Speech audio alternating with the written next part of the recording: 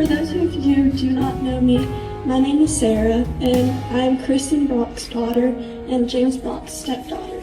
I just wanted to say goodbye to my mama and Jamie since we never got the chance to.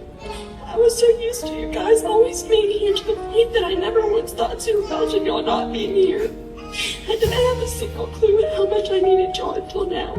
For James, thank you for all the life lessons you taught me and for being the best bonus dad ever. Your heart will finally be healed in heaven and neither of y'all will be in any pain anymore. Although that gives me so much comfort, your fight was not supposed to end there. And for my mother, everything we went through does not define what kind of person or what kind of mother you were. You were a beautiful, kind soul with so much gratitude and so gosh dang strong. And last but not least, I want to thank Tasha, Bree, Nate, Lane, Kimberly Hayes, Kim Bowling, Katie, and most of all, my father, Angie, and Ben for making such a big difference. Jamie and Mama would have thanked y'all too. I love you guys, and so do they. I'm sorry.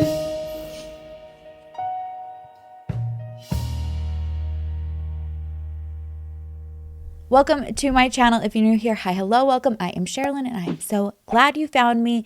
If you're not new here, welcome back. Thank you for joining me every single upload. I love and I appreciate you so much. We have a lot to talk about today. This is a case that is kind of unfolding in real time because there was a recent arrest that was just made, and the double murder of a husband and wife happened this year. Before we get into all of it though, I do have a quick message for you. I want to give a huge thank you to our sponsor today, Fume. Fume, I just love. You already know that I love them. I'm a big fan of Fume themselves. They've been one of the longest sponsors here, and I'm so thankful for them, and I love their mission.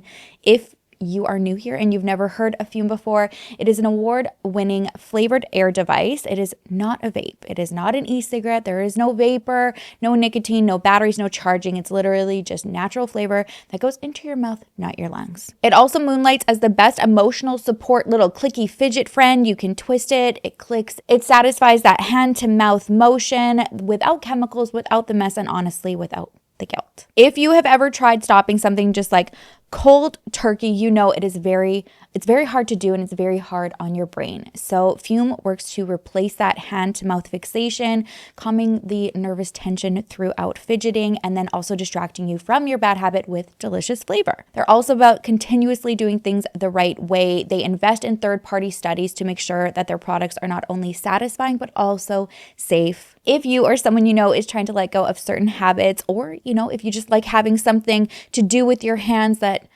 will distract you from, doing everything else in the world that you're not supposed to be doing, Fume is kind of perfect. Right now, you can try them out by heading over to tryfume.com. That is tryfum.com/SherrilynDale, or scan the QR code on the screen and use my code SherrilynDale to get a free Fume topper when you order your journey pack today. Once again, that is tryfum.com/SherrilynDale, or scan the QR code and use my code SherrilynDale to get a free Fume topper when you order your journey pack today. Thank you so much, Fume, for continuing to be an amazing sponsor of this channel. It was the morning of February 20th, 2025 in rural Carlington, Georgia, that a 911 call came in that shattered the calm of the community.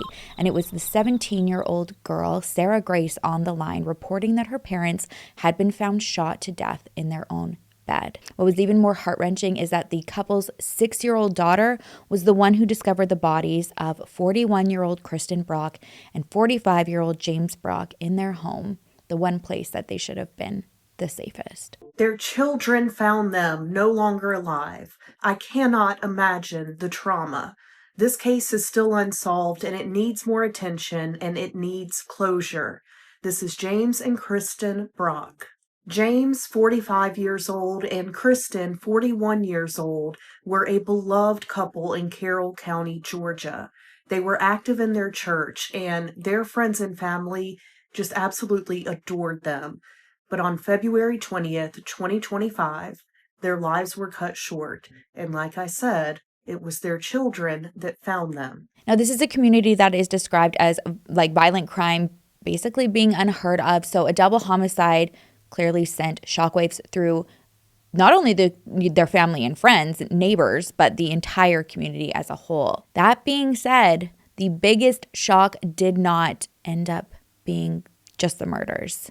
It came a few weeks ago. It was 5 months after the crime when the arrest was made for the murders and police announced who they arrested. Why would you ask me to cover a case where you are going to get arrested for taking your parents' lives? Y'all, this is Sarah Grace, and she messaged me back on June 3rd and just said, search up Brock case. So I said, Brock Turner? Brock who? She said, Kristen and James Brock. Hold on. They're my parents, and out of nowhere, a random Thursday night in February, someone came in my house with me and my 5-year-old sister, and my parents left them for me and my little sister to wake up to. Technically, it was a Wednesday night because I found them Thursday morning, and I said, not knowing she was going to wind up arrested for this, I am so sorry. I cannot imagine. I will absolutely research and cover their case. Please take care of you always. Now, before this tragedy, Kristen and James were described as the kind of people who made the corner of Carroll County a better place. The Brocks lived in the Tyus community just outside Carlington, and they were active members of the Catalyst Church, where they are described as being admired for their kindness and their generosity. Friends from their church said Kristen and James were joyful. They never hesitated to help others. One of the church members, a woman named Tasha, who was actually the woman who invited the Brocks to that church, said that Kristen was bubbly and fun. She loved hugs, and she was the type of person that never met a stranger. She just always approached everybody like they were already friends. Someone else from the church shared a really touching memory about Kristen too. He said that there was one day during the Christmas parade that he noticed that his shoe was untied, and immediately Kristen just like kneels down and ties it for him. And he said, "You didn't have to do that." And she just smiled back and said, "Well, that's the type of friend that I want to be." For me, I thought that that was really important because it's a small moment, but something that speaks volumes about her character, and just a reminder that people, they always remember how you make them feel, right? Like, so something like that, I'm sure that even Kristen probably didn't think twice about it again, but that made him think of, remember her for that moment. Now, James was described as being a funny guy. He was known for his humor and having a big heart. He was always cracking jokes and wanted to make you laugh. That being said, he was also struggling with some serious health issues. He was dealing with a heart condition, and at the time of his and Kristen's murder, he was awaiting a heart transplant. Despite all of these struggles, James was described as a devoted father and stepfather. The couple had a blended family. There were 7 children in all, and friends say that James embraced Kristen's kids from her previous marriage as his own. So on the morning that James and Kristen were found, it was the daughter that they shared together, the 6-year-old, I believe she was 5 at the time, is the one who found them. And then Sarah was James's stepdaughter and Kristen's daughter from another relationship. Now, I have seen some screenshots circulating online of what implies some concerning times in the family. I'm not able to see Kristen's status posts on her Facebook, so I personally can't verify the screenshots, but I did want to acknowledge that they are out there. They suggest that there was a time that Kristen and Sarah did not have the, best time in their relationships. I think that that's, something that all families go through, especially mothers and daughters.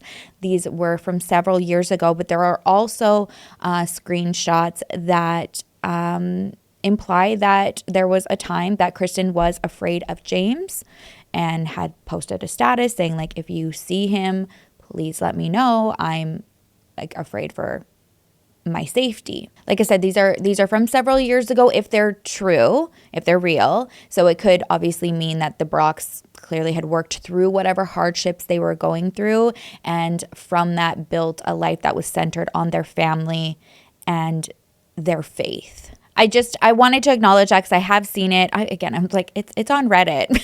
I think that Reddit, I feel like, can be just like amazing sometimes.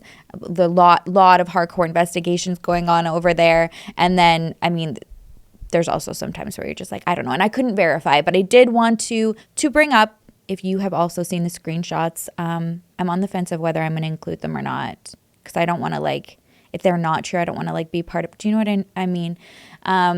But I wanted to acknowledge it and also say that if there was a really hard time that they all had gone through, the most recent accounts of the Brocks was that they were kind parents who wanted nothing more than just to be a part of their children's lives, watch them grow up, be there for graduations, weddings, all of the milestones. And that was tragically taken away from them on the early morning hours of February 20th, 2025, when their youngest daughter wandered into her parents' bedroom, probably just, like any other day, saying, "I'm up, I'm ready for breakfast," and found something no person should ever find, let alone a child, which was her parents in bed, unresponsive, with blood-soaked sheets. They had both been shot while they were asleep, and obviously frightened, she ran to her older sister's room. At the time, Sarah was 16 years old. I believe she's 17 years old now.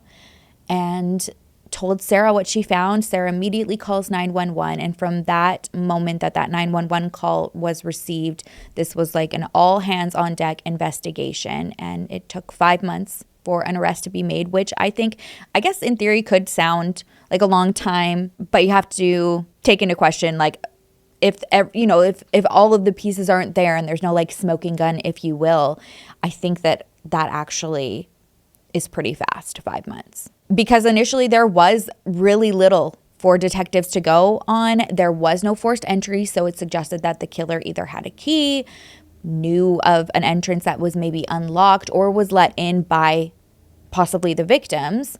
There was one of the doors to the house that had been like slightly open, but nothing that indicated that there was a break-in, and nothing appeared to be stolen from the home. There was valuables that were still there, so that ruled out like just a random robbery. What added even more to this mystery is that there was no murder weapon left at the scene, and no one reported hearing gunshots. So they lived in a somewhat rural area, making, like ear witnesses harder, which is a huge part of an investigation that I think like we don't even know about. Nowadays, it's even more advanced because a lot of people have home security cameras. So there's like always like neighborhood canvases.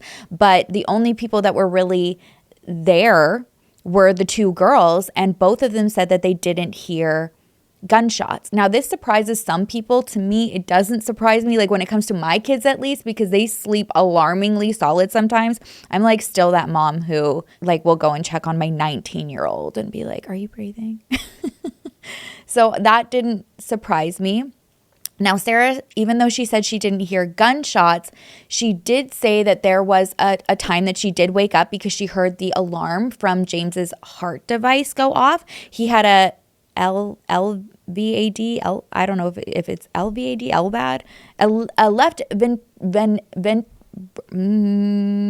ventricular assist device, like a heart pump. So she said she woke up, but just kind of thought, oh, that's weird. Like, and that was background noises, and she went back to bed. Now, when you actually take that piece of everything, it's quite eerie, because the alarm was most likely the sound of when James's heart stopped, which of course like would have stopped when he was shot. And a lot of people do have questions like, okay, why didn't she get up and check, or or acknowledge like what time that was? And I'm sure that there's a bunch of reasons why she wouldn't. Maybe, assuming her mom's got it under control if it was an emergency. She also could have just been like frozen from fear and scared. What the heck is that? And I don't want to go and find out. I mean, we could hypothesize all day. Ultimately, it was noted during the investigation that the gunshots were not heard, and that Sarah, the only thing that she heard was the heart machine. While investigators are doing their thing, carrying their investigation, family and friends are also trying to put the pieces together. Kristen's father, Dennis Nolan, he had a $5,000 reward for answers. What's been interesting about this case is we kind of have not real time, but like a footprint or walkthrough, if you will, of kind of like how the day-to-day of, tragedy and loss like this is going on simultaneously with also an investigation. And what I mean by that is obviously investigators are doing their own things. And then family and friends are also, trying to put pieces together, wondering what the heck happened, and kind of like scrutinizing and hanging on to everybody they know's words. And something that stood out to a lot of people for like two different things was during the funeral. So James and Kristen were laid to rest in a joint funeral at the church that they loved. Hundreds of people were there. And one of the people that spoke and eulogized at the funeral was the Kristen's 17-year-old daughter, James's stepdaughter, Sarah Grace Patrick. Now, for about 10 minutes, I guess, she had spoken. She spoke about how much she loved her parents, how hard, it was to process that they were gone. She thanked everybody there for like helping her get through what she called was her worst nightmare. And then in ending it, she quietly says, "I'm sorry." For those of you who do not know me, my name is Sarah, and I'm Kristen Brock's daughter and James Brock's stepdaughter. And last but not least, I want to thank Tasha, Bree, Nate, Lane, Kimberly Hayes, Kim Bowling, Katie, and most of all, my father, Angie, and Ben for making such a big difference. Jamie and Mama would have thanked y'all too. I love you guys, and so do they. I'm sorry.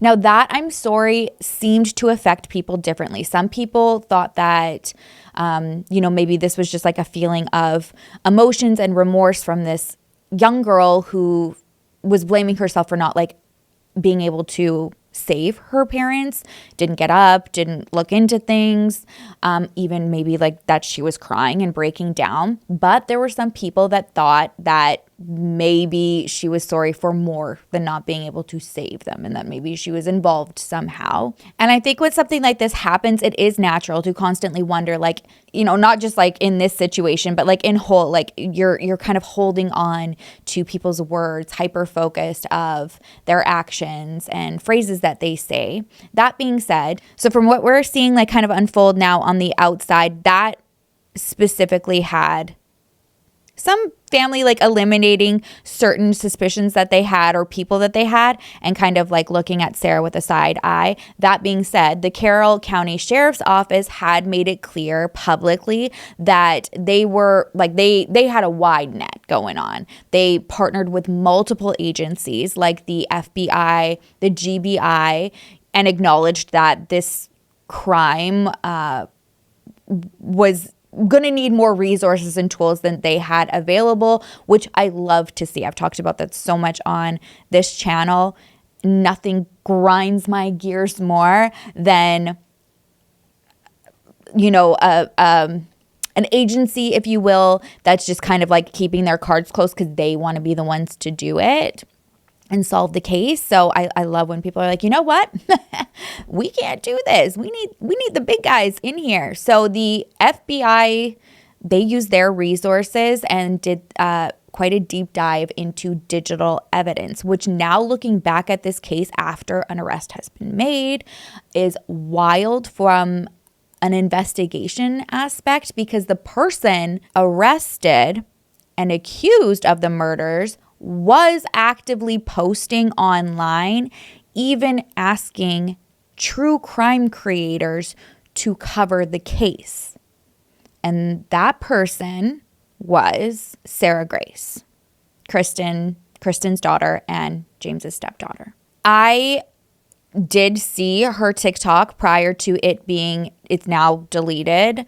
I have videos that I've saved, and looking back on this now is quite haunting. There's tons of like photo montages of her family, her parents specifically, and things like, like they don't know this now, but a year from now, my 5-year-old sister would find them shot dead in our home, and they won't get to watch me graduate high school, see me walk down the aisle, and not even be able to like say goodbye. There's a lot of videos like that, just kind of like with photo collages over like really sad music. There's also ones where Sarah herself is just hysterical. Her eyes are puffy. She's crying, and, captions saying like, please help, send prayers. I'm not doing well. And I mean, for most people, I think, like if you're just scrolling through in that real time, seeing those posts obviously paints the picture that she's heartbroken, does not know how to cope with a loss of this magnitude. And she's grieving and seeking justice for the parents that, she has lost, and keeping the case in a public eye, which does happen, right? Like there are a lot of family members who do use a resource like TikTok, which has an amazing algorithm. Love it or hate it, the chances of getting noticed on TikTok are the greatest out of all of the social media platforms. So if you're wanting to spread awareness of a case, that's the platform to do it on. And Sarah was doing that. And something even more chilling on that angle is that Sarah had reached out to a true crime creator on TikTok to try to draw attention to her parents' case. That TikToker is somebody who runs the page Allegedly Reportedly. And after Sarah's arrest, she shared the messages that Sarah had sent to her. So she was initially contacted on June 3rd, 2025. So we're in July 2025 if you're listening from the future. So like only a month ago, Sarah had sent her a message that said, search up Brock case. And she didn't know which one. She's like, I think she thought it was, oh my God, the name's escaping me right now. I'll have it on the screen so that you guys will know. The freaking creepy ass freaking preppy dude that was arrested. You guys are screaming at me because you'll already see the screenshot. But anyway, so she's like, that Brock, or like Brock who? And Sarah says, Kristen and James Brock, they're my parents. And out of nowhere, they were randomly shot and killed on a Thursday. And they left my parents for my 5-year-old sister to like wake up and find. So she wanted the story on Allegedly Reportedly's page to help find the killer. And then she goes on to say something that this creator had even mentioned when she was like reflecting on all of this, that she's like gave her chills because it was the phrasing of it. She went on to say, I think it would be a really big hit because the only person who posted about it made it, they made it as the first image you see when you Google Kristen and James's names. This, I'm sure, is just, I can't even imagine what this creator is feeling, because it's not unusual to have family members reach out to you. Like I said, I've worked with a lot of family. I prefer to work and help any way I can on my platform with families. So that does happen. But when I looked at these messages, like in hindsight, yeah, I would have been like, that's odd. I've never ever heard of a family being like, this is going to be a big, like, this person made it as the first. And I get that she's younger too. So maybe like thinking of, I don't know why I'm trying to like justify. She's already been arrested at this point. Well, I guess, she's accused at this point. But yeah, I did think I've never had a family, try to like entice me to like make it like worth my while, and of being like, I think it'd be a really big hit. It's like, please help us. We're desperate for attention on this case. And usually it's because there haven't been arrests, and I get that. And then just wanting, to honor their loved one. So yeah, looking back at that, I went through a lot. I cannot imagine what that would have been like to like reflect on it after the arrest. And then obviously, the internet being the internet, was able to find other like concerning comments that Sarah had made on social media about the case. So one instance, under another video about her parents' murder that another TikToker had covered, people were asking questions about it, and it was odd because she wasn't saying like, oh, I'm the daughter, like this is what happened. It was, I think somebody asked a question like, what kind of weapon was used? And she just replied with the gun emoji, which is crazy because it's like a little, like a water gun, like green emoji, and like a broken heart emoji. So in hindsight, people looking back were like, that's odd, because it's like, like the emojis are kind of like more playful. Again, something I've never encountered when speaking with family. It's usually quite actually like abrupt and not abrupt. That doesn't seem, matter of fact. That's the word I'm looking for. And serious. This seems much more joking with the emojis, which gathering all this together makes you wonder, like, why was she so eager to like have attention to the case? Again, we can hypothesize here and be like, maybe to believe that since she's so present and active and wanting it covered, like she couldn't possibly be the killer because she's bringing attention to it. There's also the element of getting, sympathy from people online, from friends, family, because that was, definitely a focus on her page alone. Obviously, like if the plan was to be so active that it like steered away any suspicions on her, that didn't work. One by one, there was an investigation going on with other suspects. From what I know, all eyes weren't immediately on Sarah. According to family, James had once been involved with like a motorcycle club, and some had wondered like, okay, like maybe something from that life, or an old associate or an enemy that was made there could have been like coming for like some form of retaliation. Even Sarah's grandfather, Dennis, Kristen's dad, was like, had suspected maybe something, something from James's past had come to haunt him, is what he said. According to investigators, though, nothing concrete supported that angle, and they were ultimately left with the only suspect that they couldn't eliminate, which was Sarah. She was arrested on the morning of Tuesday, July 8th, 2025, and she actually turned herself into detectives after they reached out to her biological father, who after Kristen and James's murder she was with, and told him that they had obtained a warrant for her arrest in connection with this double homicide. I'm assuming probably laid out some evidence of sorts that would assure him that this was not just like a joke, not a joke, but like something lightly and like a suspicion. And instead of sending like a whole squad and catching them off guard, authorities gave them the opportunity to bring Sarah in peacefully, which her dad did. She was initially booked in the Carroll County Detention Center, and when I saw her mugshot, honestly, it broke my heart because I see the face of innocence there. I mean, she's a kid. But I also, I don't know, just being someone, like totally reading into things way too much as per usual, I do see almost like relief in there. I know a lot of people have been like it's cold. Her face looks very cold. I will say that she looks so different than what I've seen like in her TikToks and stuff like that, and even photos from, I believe it was her graduation. It's, yeah, almost, like how people are like, you just like, they look different and they like change, and it's almost like that person isn't there anymore. I see that, and I don't know if it's just because of like, I mean, I can't imagine what that would feel like for anybody to take their parents' lives, let alone a child, and what that does to you physically. But it breaks my heart to see it, quite honestly. Like, yeah,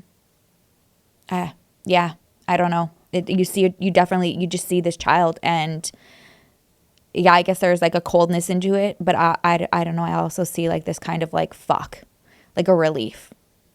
I don't know. Let me know if you feel the same. Sarah was charged with 2 counts of malice murder and 2 counts of aggravated assault for the deaths of her mother and stepfather, Kristen and James Brock. She's already been moved out of juvenile custody, and she's being charged as an adult under Georgia law, which means that if she's convicted, she could potentially spend life in prison without the possibility of parole. At this point, we obviously don't know what evidence they have, but officials have said in statements that there is a mountains actually, of physical and digital evidence that led them to arrest Sarah. Something else that has been playing out online is after her arrest, there have been family members who went to social media and I guess like just expressed their disgust and heartbreak and all of the emotions that they're feeling. And some even shared that from the day that they heard the news of the deaths, they had suspicions of Sarah. And when they heard her speak at the eulogy, that confirmed those suspicions. One of them was Kristen Doda, which is James's niece. And she said days after the funeral, she's just kind of like sitting with everything, she just felt uneasy about the things that Sarah had said. And she had even saved a recording of that eulogy that another guest had taken and said, I knew one day everyone would get to see this for what it actually was. So she ended up posting that clip and said, the feeling of being at a funeral to say goodbye to someone you loved and thinking to yourself, am I actually witnessing the person that murdered them standing up here in front of everyone and fake crying about them? Does anyone else see this person doing a crying voice but never shedding a single tear? This is what a monster looks like. Monsters do come in the form of sweet-looking girls in dresses sometimes.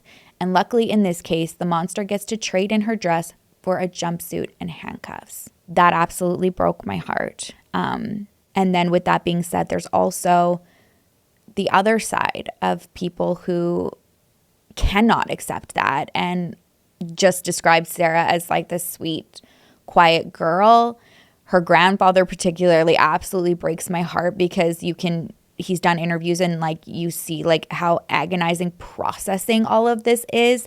He did an interview with News Nation and he says he's torn. He says he does trust law enforcement, but that being said, he doesn't want to make judgment at this point because they haven't released all of the evidence. So, and I get that. It's like he's asking for what evidence that they have and they're like, we can't share that with you until there's like either a plea or a verdict in a trial. And he believes that it's circumstantial, that's what he kind of is, I don't know, I guess saying and has acknowledged that this is my granddaughter. I feel like I have to stand behind her. She swears that she's innocent. So she is saying to her family that she's innocent. After she was arrested, she called her grandfather from the jail and was begging him to help her and saying that, you know, like, I didn't do this, like, please get me out of this mess. And he just said, like, just cooperate with everybody. Like, the truth will come out, whatever that means, and we'll do what we can to help. So obviously, so much is still unfolding right now. And one of the biggest things is a motive that's being very, you know, that it's unclear, at least to the public.